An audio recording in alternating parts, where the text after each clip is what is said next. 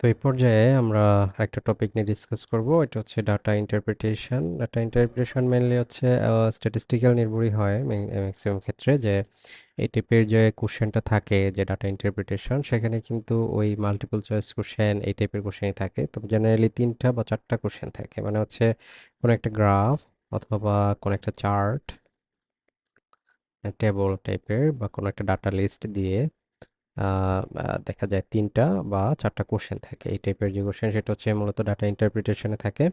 তো ডাটা ইন্টারপ্রিটেশনের ক্ষেত্রে কিছু জিনিস আমাদের বুঝতে হয়, যে নাম্বার ওয়ান, জিওমেট্রিতে আমরা দেখছিলাম যে জিওমেট্রিতে যে ফিগারগুলো থাকে, যেমন আমি বলছিলাম যে জিওমেট্রিতে ফিগার এরকম একটা সাইন থাকলে যদিও এটা 90 ডিগ্রি দেখা যাচ্ছে না, এটা 90 ডিগ্রি কনসিডার করতে হয়। বাট এখানে এই যে চার্ট গ্রাফে মোটামুটি এক্স্যাক্টলি স্কেল থাকে ফিগার, মানে হচ্ছে সবকিছু, যেমন একটা চার্টে যদি এরকম থাকে এবং এটার প্যারালাল এখানে আছে 10, এখানে আছে 12, এবং এটা যদি আমার মিডল পজিশনে থাকে না থাকে, মানে আমাকে স্কেল অনুযায়ী ধরতে হবে। তার মানে এটা ইচ্ছে করলে আমি 11 ধরতে পারবো না। তো এটা হচ্ছে 11-এর চেয়ে ছোট এবং 10-এর চেয়ে বড়, এরকম একটা নাম্বার। এরকম করে প্রত্যেকটা স্কেলগুলো মোটামুটি পারফেক্টলি দেওয়া থাকে। সো এটা আমাদের মাথায় রাখতে হবে। আর ফার্স্টে আমাদের কোশ্চেন সলভ করার স্ট্র্যাটেজিতে আমি বলবো যে ফার্স্টে আমাদের চার্টটাকে খুব ভালো করে বুঝতে হবে। চার্টটা ভালো করে বুঝতে পারলে যে কোশ্চেনগুলো আছে খুব ইজিলি আমরা আনসার করে ফেলতে পারবো। বাট চার্ট যদি ভালো করে না বুঝি, তাহলে কোশ্চেনগুলো আনসার করতে অনেক টাইম কনজিউমিং এর ব্যাপার আছে। তো এখানে যে চার্টগুলো আমরা ডিসকাস করব, আমরা দেখতে পাচ্ছি যে বার চার্ট আছে, তারপরে গ্রাফ, কি বলে, লাইনস এর গ্রাফ, তারপরে পাই চার্ট বা সার্কেল গ্রাফ বলা হয়, বক্স প্লট আছে, ফ্রিকোয়েন্সি ডিস্ট্রিবিউশন, স্ক্যাটার প্লট। এই প্লটগুলো নিয়ে একটু ডিসকাস করব, যে কি হয়, এগুলো থেকে কিভাবে ইনফরমেশনগুলো রিড করতে হয়, সেগুলো নিয়ে মূলত ডিসকাস করব। তো ফার্স্টে যদি আমরা আসি, যেটা হচ্ছে অনেকটা যে বার চার্ট। তো বার চার্টটা কি, আমরা একটা এক্সাম্পল বলি যে আমাদের বার চার্ট হচ্ছে, আমরা বার সাধারণত রেক্টেঙ্গুলার একটা শেপ থাকে, যে এইদিকে একটা অ্যাক্সিস থাকবে, এই অ্যাক্সিসে থাকে হচ্ছে ফ্রিকোয়েন্সি জেনারেলি, মানে নাম্বার থাকে, যে ডাটা অ্যামাউন্টটা, আর এদিকে থাকে ভেরিয়েবল নেম।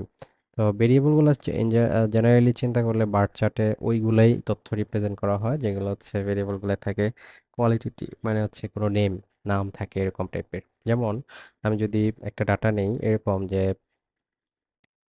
কি বলে, 5জন প্লেয়ার, যেমন সাকিব, তারপরে আহ, বাংলাদেশ ক্রিকেট প্লেয়ারের কথা বলতেছি, যেমন মুশফিক, তারপরে আমি একটা চিন্তা করলাম মাশরাফি। এই 3জন প্লেয়ারের আমি স্কোরটা একটু বার চার্টে রিপ্রেজেন্ট করবো। তো সাকিবের আমি ধরলাম যে এই ম্যাচটাতে সে করছে 30, মুশফিক করছে 40, মাশরাফি, যে রান আর কি, মাশরাফি করছে 15। সো এটা বার চার্টে রিপ্রেজেন্ট করার সিস্টেমটা হচ্ছে যে সাকিবের জন্য একটা ভেরিয়েবল থাকবে এবং সেটা থাকবে 30 ইউনিট, হ্যাঁ, এদিকে। আর মুশফিকের জন্য একটা ভেরিয়েবল থাকবে এবং সেটা থাকবে 40 ইউনিট। এরকম করে মাশরাফির জন্য থাকে, সেটা থাকবে 15 ইউনিট। সো এই যে ভেরিয়েবলের কি বলে আহ, নামগুলা এইদিকে থাকে আর সাধারণত ফ্রিকোয়েন্সি এইদিকে থাকে। এটা কিন্তু উল্টাও হতে পারে। কিরকম হতে পারে, যে ভেরিয়েবলগুলা বরং এইদিকে থাকতে পারে, নেম সাকিব, মাশরাফি, মুশফিক এভাবে থাকতে পারে, এবং তাদের রানগুলো এইভাবে থাকতে পারে, যেটা এইদিকে অ্যাকচুয়ালি ভ্যালু নির্দেশ করতে পারে। এইভাবেও কিন্তু বার চার্ট থাকতে পারে। তো আমাদের এই জিনিসগুলো মাথায় রাখতে হবে, যে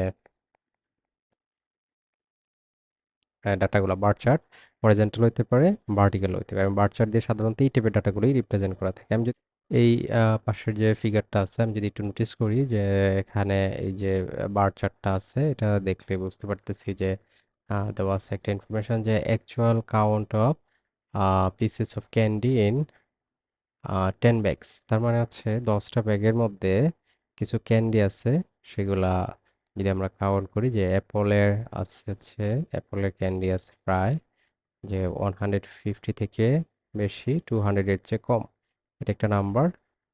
তারপরে চেরি আছে এত নাম্বার, 100 থেকে বেশি, এরকম গ্রেপস আছে তারপরে এই পরিমাণ, 225 অ্যাপ্রক্সিমেটলি। যাই হোক, এভাবে কিন্তু বার চার্টের ইনফরমেশনগুলো আমাদের রিড করতে হবে, বুঝতে হবে যে কোনটা বার চার্ট। তো বার চার্টের মধ্যে আবার কিছু প্রকারভেদ আছে, যে বার চার্টটা কিন্তু হরিজন্টাল হতে পারে, ভার্টিক্যাল হতে পারে, এটা আমরা কিছুক্ষণ আগে দেখলাম। ইভেন বার চার্টগুলা হতে পারে অন্য আরেকটা টাইপের, যে মানে একাধিক ইনফরমেশন যদি থাকে আর কি, সেক্ষেত্রে যেমন আমি যদি কিছু কম্পেয়ার করি, যেমন আমি বললাম যে দুইটা মানুষের স্যালারি কম্পেয়ার করলাম মান্থ ওয়াইজ, এরকম টাইপের, বা স্যালারি ওর ইনকাম কম্পেয়ার করলাম মান্থ ওয়াইজ, বা সেই ক্ষেত্রে কি হবে যে পার্সন ওয়ান, পার্সন টু, এই যে P1, P2, person one, person to, এবং এটা জানুয়ারি মান্থের স্যালারি, এরকম করে কিন্তু, মানে এটা হচ্ছে জানুয়ারি।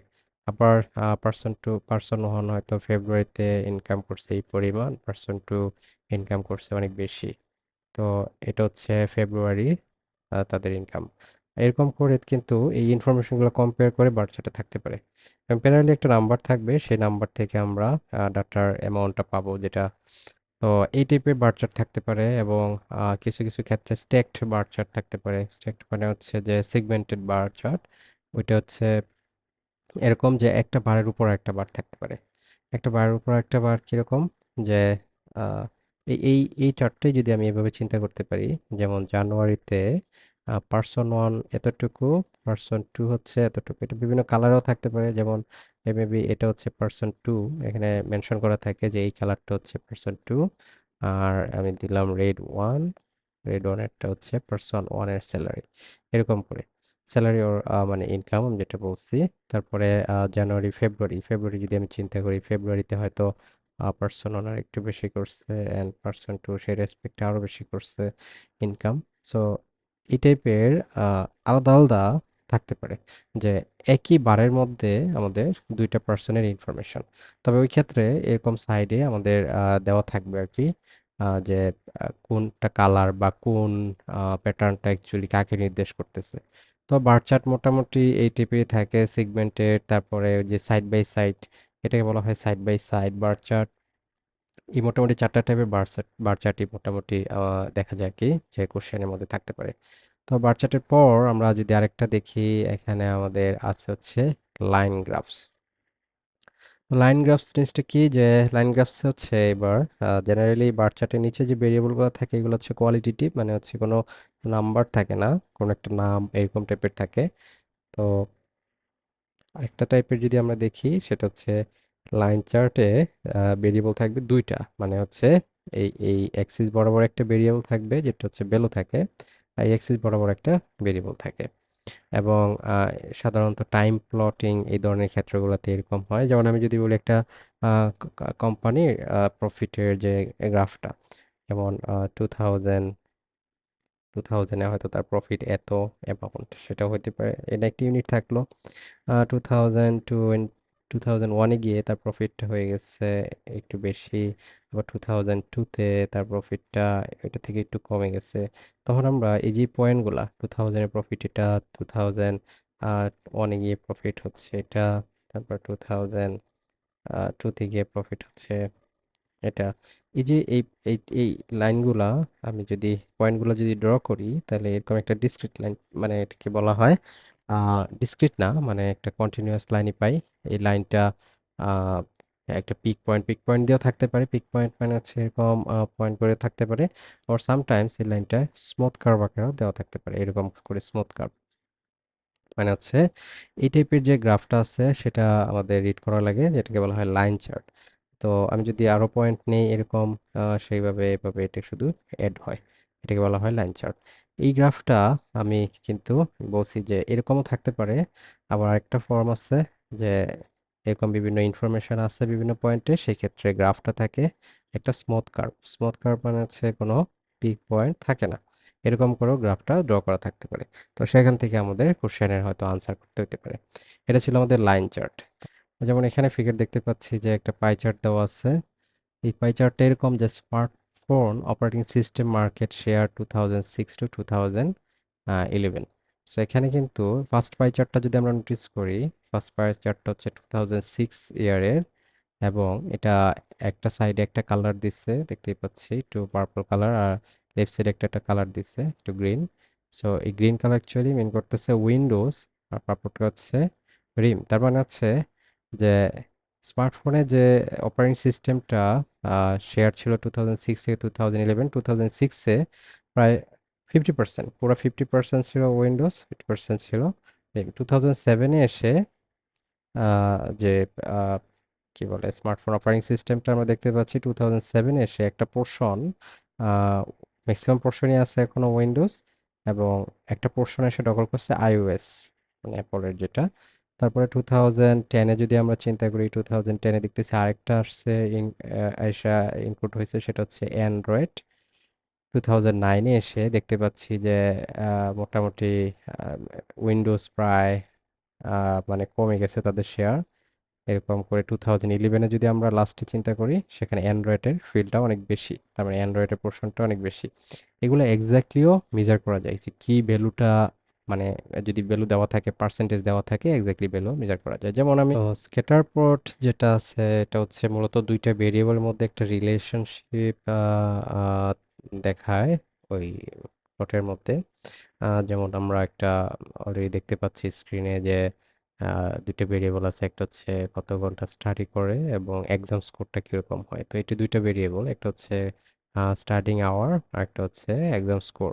এটা যদি আমরা দুইটা ভেরিয়েবলকে দুইটা এক্সেসে চিন্তা করি, তাহলে আমরা একটা প্লট ড্র করে, মানে স্ক্যাটার করতে প্লট ড্র করতে পারবো। আমি এদিকে ইউজ করলাম যে আহ, কত ঘন্টা অ্যাকচুয়ালি স্টাডি করে, স্টাডিং আওয়ার, আর এদিকে ড্র করলাম হচ্ছে এক্সাম স্কোর। তাহলে এখন যদি আমি স্ক্যাটার প্লট ড্র করি, যেমন 2 আওয়ার্স যে স্টাডি করলে এক্সাম স্কোরটা হচ্ছে 53 অ্যাপ্রক্সিমেটলি থেকে ধরলাম, এরকম 4.5 আওয়ারে 35।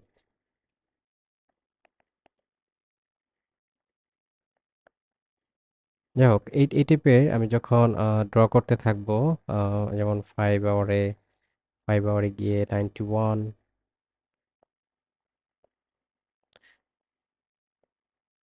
এই টাইপের যে প্লটগুলো সাধারণত ড্র করা হয় বা আমরা পাবো, সেটা হচ্ছে বলা হয় স্ক্যাটার প্লট।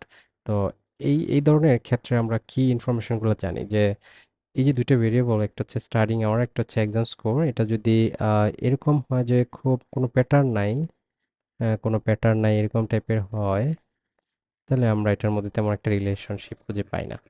তো এটা থেকে আরো কিছু জানতে পারি, যেহেতু আমি দুইটা ভেরিয়েবলের, যদি এটাতে এরকম হতো যে স্টার্টিং আওয়ার বাড়াচ্ছি এবং মার্কসটাও বাড়তেছে, তখন আমরা গ্রাফটা এরকম পাইতাম।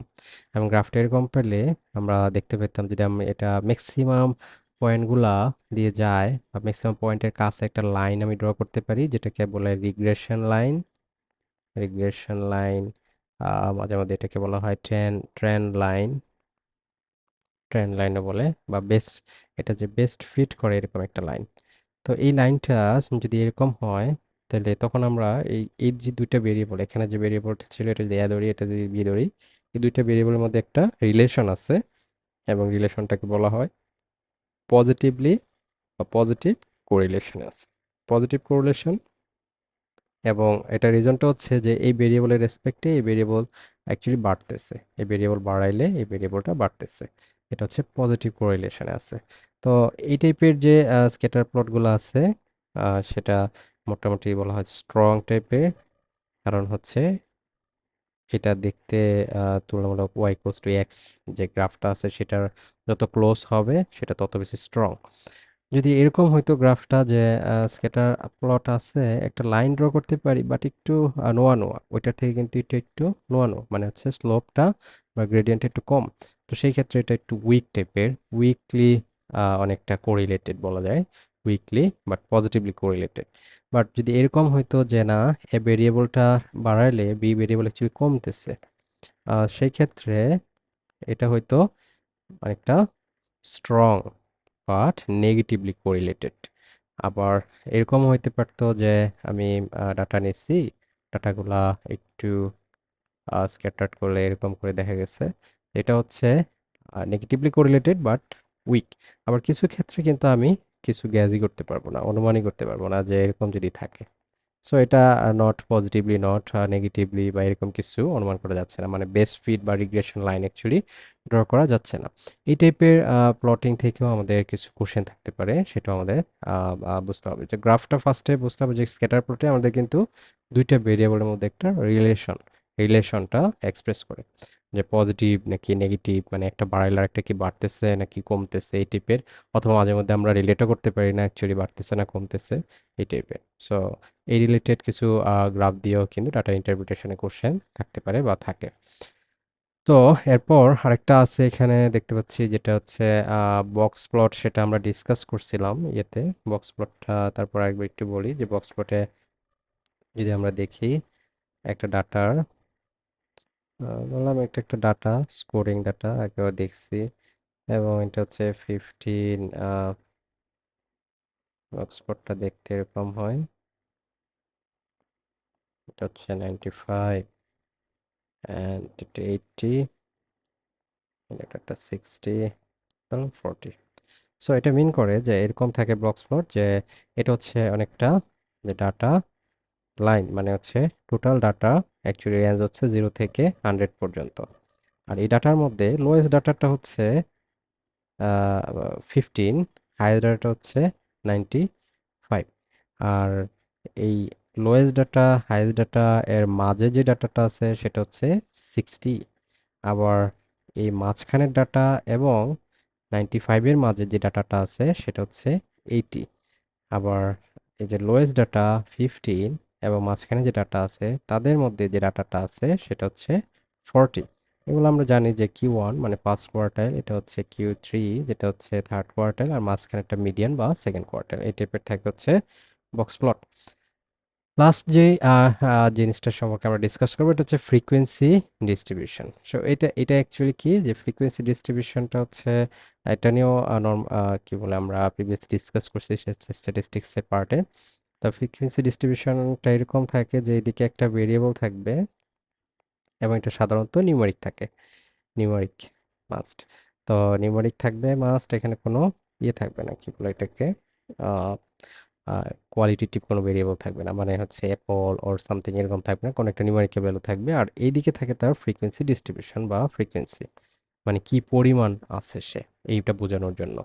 যেমন এখানে আমি একটা গ্রাফ দেখতে পাচ্ছি যে গ্রাফ সরি চার্ট দেখতে পাচ্ছি যে দেওয়া আছে, হাইট দেওয়া আছে, ফ্রিকোয়েন্সি দেওয়া আছে। তো আমি এটা যদি হাইট এবং ফ্রিকোয়েন্সি ড্র করি, মানে একদিকে থাকবে হাইট, একদিকে থাকবে ফ্রিকোয়েন্সি।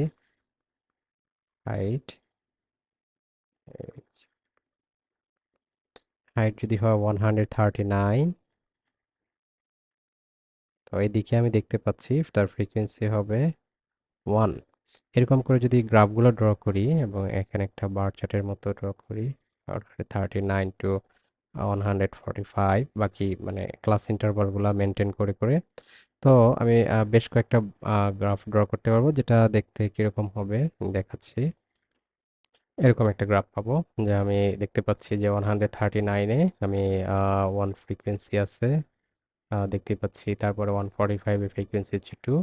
এই টাইপের গ্রাফগুলো কিন্তু আমরা প্রায়শই পাবো। এইদিকে থাকবে একটা ডাটা আর ওইদিকে থাকবে ফ্রিকোয়েন্সি। ফ্রিকোয়েন্সি ডিস্ট্রিবিউট করার মানে এই টাইপের যে ফ্রিকোয়েন্সি ডিস্ট্রিবিউশন গ্রাফ থাকে সেগুলো রিলেটেড ডাটা ইন্টারপ্রিটেশনে কোশ্চেন থাকে।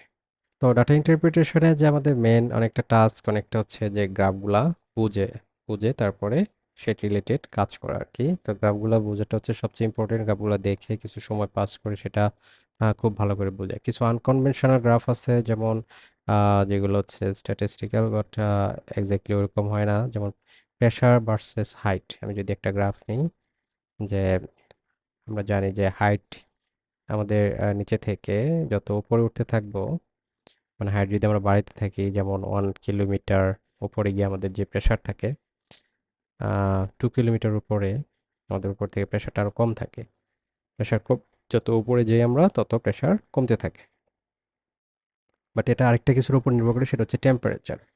মেবি এরকম ভাবে একটা গ্রাফ পাবো, যেটা হচ্ছে আমাদের যদি 0 ডিগ্রি সেলসিয়াস টেম্পারেচারে, কিন্তু যদি টেম্পারেচার আমরা যদি 50 ডিগ্রি সেলসিয়াসে যাই, তাহলে হয়তো এখান থেকে গ্রাফ শুরু হবে, মানে প্রেশারটা এখান থেকে শুরু হবে, সেই ক্ষেত্রে গ্রাফটা অন্যরকম পাবো, সেটা হচ্ছে 50 ডিগ্রি সেলসিয়াস।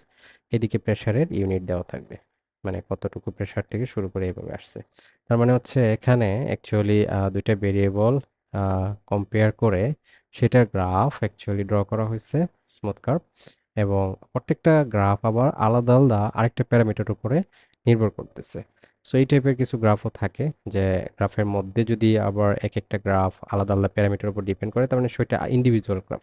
মানে হচ্ছে এটা দুইটা গ্রাফকে কম্বাইন করে লেখা হয়েছে, একটা হয়তো 0 ডিগ্রি সেলসিয়াসের জন্য একটা গ্রাফ ছিল, একটা হচ্ছে 50 ডিগ্রি সেলসিয়াসের জন্য একটা গ্রাফ ছিল, এবং সেই দুইটা গ্রাফ একটা গ্রাফে রিপ্রেজেন্ট করা হয়েছে। এই টাইপের কিছু গ্রাফ থাকতে পারে। তো যাই হোক, ওভারঅল আমরা যদি চিন্তা করি যে গ্রাফ যাই থাকুক, সেটা হচ্ছে bar chart, box plot, pie diagram, frequency distribution, related graph, তারপরে কি বলে এটাকে, লাইন গ্রাফ বা স্ক্যাটার প্লট, এই টাইপের যে গ্রাফ আছে, যে একটা গ্রাফের মধ্যে একাধিক পার্ট, সবগুলাই কিন্তু আমাদের ডাটাগুলা একটু ভালো করে বুঝতে হবে, যে এই দিকের যে ভেরিয়েবল, এইদিকে যে ভেরিয়েবল আছে, এই ভেরিয়েবলগুলা কি রিপ্রেজেন্ট করতেছে, ইউনিটগুলো কতটুকু রিপ্রেজেন্ট করতেছে, কোনটার করসপন্ডিং ইউনিট কোনটা রিপ্রেজেন্ট করতেছে। এই টাইপের জিনিসগুলো যদি আমরা বুঝি, তারপরে এটা রিলেটেড 2-3টা কোশ্চেন থাকে, 3টা বা 4টা কোশ্চেন থাকে, সেগুলো আনসার করা ইজি হয়।